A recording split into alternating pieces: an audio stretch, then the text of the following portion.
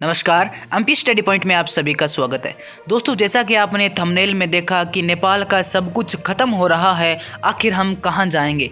जी हां दोस्तों, किस आधार पर मैं ये बात कर रहा हूं और नेपाल का अब क्या खत्म हो रहा है, इस पर हम पूरी चर्चा करने वाले हैं।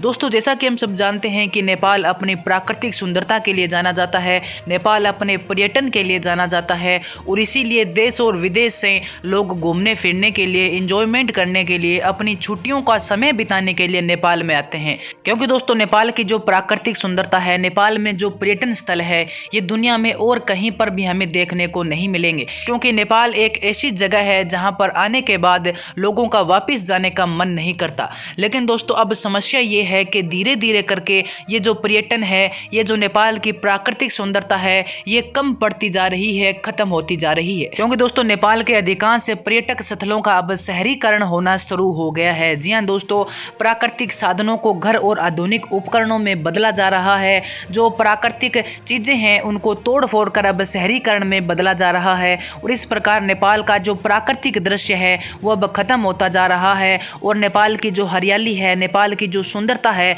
वो शहरीकरण में बदलती जा रही है। इसके अलावा दोस्तों, नेपाल के जो प्राकृतिक स्थल है, इसके अलावा नेपाल के जो वन है, पर्यावरण है, उनको काटा जा रहा है, पेड़ पौधों को भी काटा जा रहा है और उस जगह को खाली करके वहां पर शहर बसाया जा रहा है, बिल्डिंगों का निर्माण किया जा रहा है और लोग वहां रहने के लिए आ रहे हैं। और इस प्रकार नेपाल का जो प्राकृतिक दृश्य है, नेपाल का जो पर्यावरण है, वो अब बिल्कुल भी कम होता जा रहा है और लोग उन पर बिल्कुल भी ध्यान नहीं दे रहे हैं। और दोस्तों, यही सच्चाई है, हमें इसे स्वीकार करना होगा। हम इसको बिल्कुल भी झुठला नहीं सकते कि नेपाल की जो प्राकृतिक दृश्य है, नेपाल का जो वन है, पर्यावरण है, उनको काटा जा रहा है और उसकी जगह पर शहरीकरण का निर्माण किया जा रहा है। और दोस्तों, इसके साथ साथ आज हम नेपाल की 3 ऐसी पर्यटन स्थलों के बारे में बात करेंगे जो अब भी अपनी प्राकृतिक सुंदरता के लिए जाना जाता है और पर्यटन के मामले में नंबर 1 पर बने हुए हैं।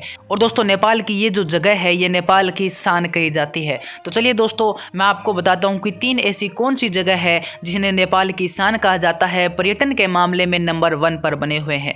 और दोस्तों, इन सब में 1 नंबर पर है काठमांडू घाटी। जी हाँ दोस्तों, देश की राजधानी काठमांडू और उसके आसपास के जिले ललितपुर, भगतपुर पहाड़ी क्षेत्र में स्थित है।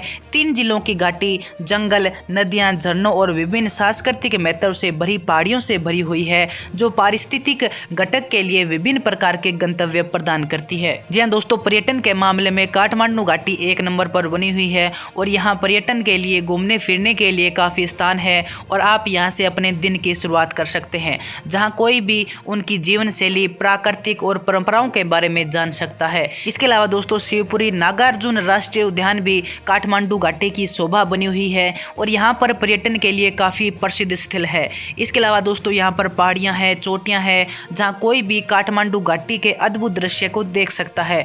काठमांडू घाटी की अन्य पहाड़ी भी पर्यटकों के लिए बहुत ही ज़्यादा लोकप्रिय स्थल मानी जाती है। और दोस्तों, हमारी इस सूची में 2 नंबर पर है चितवन। जी हाँ दोस्तों, चितवन मुख्य रूप से अपने जंगलों के लिए जाना जाता है और चितवन राष्ट्रीय उद्यान भी पर्यटकों को अपनी ओर आकर्षित करता है। इसके अलावा दोस्तों, चितवन में जो पार्क बने हुए हैं वो लोगों को बहुत ही ज़्यादा पसंद आते हैं और लोग यहाँ पर अपनी छुट्टियाँ बिताने के लिए, विश्राम करने के लिए, और लोगों का ये एक लोकप्रिय गंतव्य स्थान बना हुआ है। हर साल राष्ट्रीय उद्यान का पता लगाने के लिए बहुत सारे लोग चितवन में प्रवेश करते हैं। इसके अलावा दोस्तों, अगर आपको पक्षी देखने अच्छे लगते हैं तो चितवन से बेटर जगह कोई नहीं है। इसके अलावा दोस्तों, यदि आप यात्रा कर रहे हैं तो आप स्थानीय लोगों के साथ राप्ती नदी में हाथियों के स्नान और डोंगी में शामिल हो सकते हैं।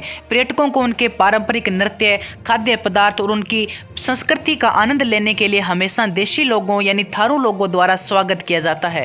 तो दोस्तों, मैं क्षमा चाहता हूँ वीडियो लंबी न हो, इसलिए मैं आपको इस वीडियो में नेपाल के 2 ही सबसे अच्छे पर्यटन स्थल बता रहा हूँ और अगर इस वीडियो का रिस्पॉन्स अच्छा रहा तो मैं अगली वीडियो में नेपाल के और भी पर्यटन स्थल आपको बता दूंगा। लेकिन दोस्तों, नेपाल के लिए चिंता का विषय ये है और इस पर हम चर्चा कर रहे थे कि नेपाल का जो ये पर्यटन स्थल है, नेपाल के जो वन है, पर्यावरण है, वो धीरे धीरे करके नष्ट होते जा रहे हैं और उन पर शहरीकरण का निर्माण होता जा रहा है। शहर बसते जा रहे हैं, गांव बसते जा रहे हैं, बिल्डिंगों का निर्माण होता जा रहा है और दोस्तों, ये सच में एक नेपाल के लिए बहुत ही बड़ा चिंता का विषय है। इसके अलावा दोस्तों, इस वीडियो के बारे में और मैंने जो कहा, इस बारे में आपकी क्या राय है? क्या मैंने सही कहा या फिर गलत कहा?